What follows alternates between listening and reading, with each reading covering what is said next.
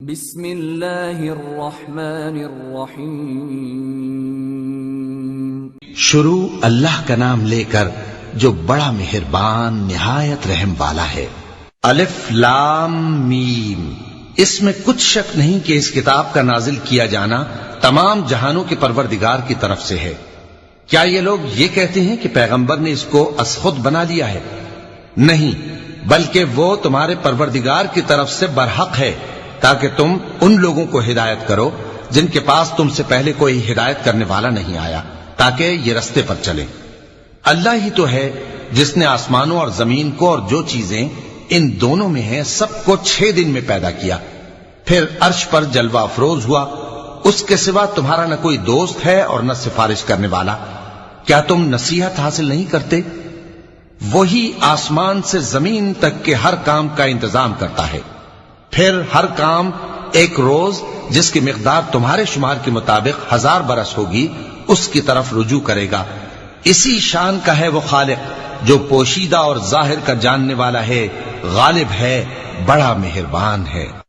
وہی جس نے ہر چیز کو بہت اچھی طرح بنایا، یعنی اس کو پیدا کیا اور انسان کی پیدائش کو مٹی سے شروع کیا، پھر اس کی نسل ایک قسم کے خلاصے سے یعنی حقیر پانی سے بنائی، پھر اس کو درست کیا، پھر اس میں اپنی طرف سے روح پھونکی اور تمہارے کان اور آنکھیں اور دل بنائے، مگر تم بہت کم شکر کرتے ہو۔ اور کہنے لگے کہ جب ہم زمین میں ملیا میٹ ہو جائیں گے تو کیا اثر نو پیدا ہوں گے؟ حقیقت یہ ہے کہ یہ لوگ اپنے پروردگار کے سامنے جانے ہی کے قائل نہیں۔ کہہ دو کہ موت کا فرشتہ جو تم پر مقرر کیا گیا ہے تمہاری روحیں قبض کر لیتا ہے، پھر تم اپنے پروردگار کی طرف لوٹائے جاؤ گے، اور تم تعجب کرو جب دیکھو کہ گناہگار اپنے پروردگار کے سامنے سر جھکائے ہوں گے اور کہیں گے کہ اے ہمارے پروردگار، ہم نے دیکھ لیا اور سن لیا، تو ہم کو دنیا میں واپس بھیج دے کہ نیک عمل کریں، بے شک ہم یقین کرنے والے ہیں۔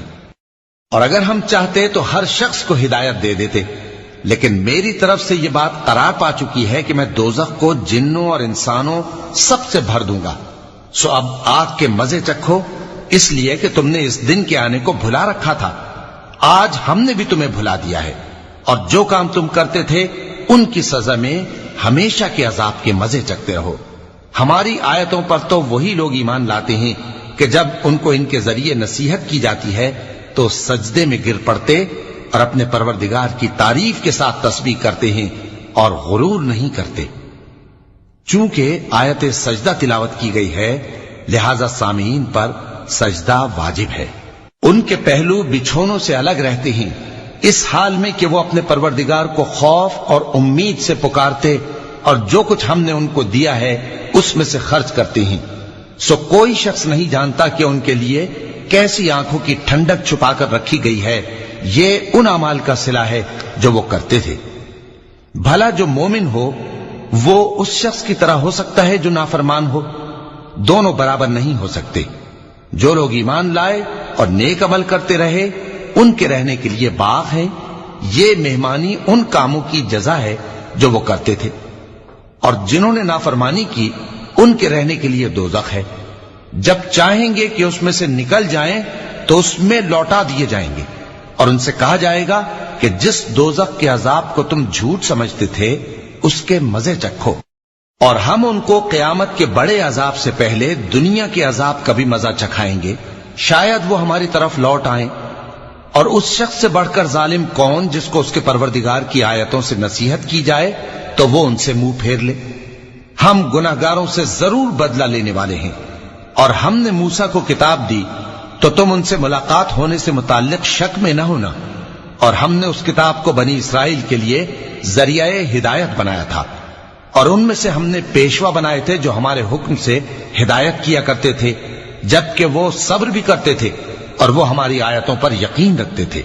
بلا شبہ تمہارا پروردگار ہی ان میں جن باتوں میں وہ اختلاف کرتے تھے قیامت کے روز فیصلہ کر دے گا۔ کیا ان کو اس امر سے ہدایت نہ ہوئی کہ ہم نے ان سے پہلے بہت سی امتوں کو جن کے رہنے کے مقامات میں یہ لوگ چلتے پھرتے ہیں ہلاک کر دیا؟ بے شک اس میں نشانیاں ہیں، تو یہ سنتے کیوں نہیں؟ کیا انہوں نے نہیں دیکھا کہ ہم بنجر زمین کی طرف پانی رواں کرتے ہیں پھر اس سے کھیتی پیدا کرتے ہیں جس میں سے ان کے چوپائے بھی کھاتے ہیں اور یہ خود بھی کھاتے ہیں، تو یہ دیکھتے کیوں نہیں؟ اور کہتے ہیں اگر تم سچے ہو تو یہ فیصلہ کب ہوگا؟ کہہ دو کہ فیصلے کے دن کافروں کو ان کا ایمان لانا کچھ بھی فائدہ نہ دے گا اور نہ ان کو مہلت دی جائے گی، تو ان سے منہ پھیر لو اور انتظار کرو، یہ بھی انتظار کر رہے ہیں۔ صدق اللہ العظیم۔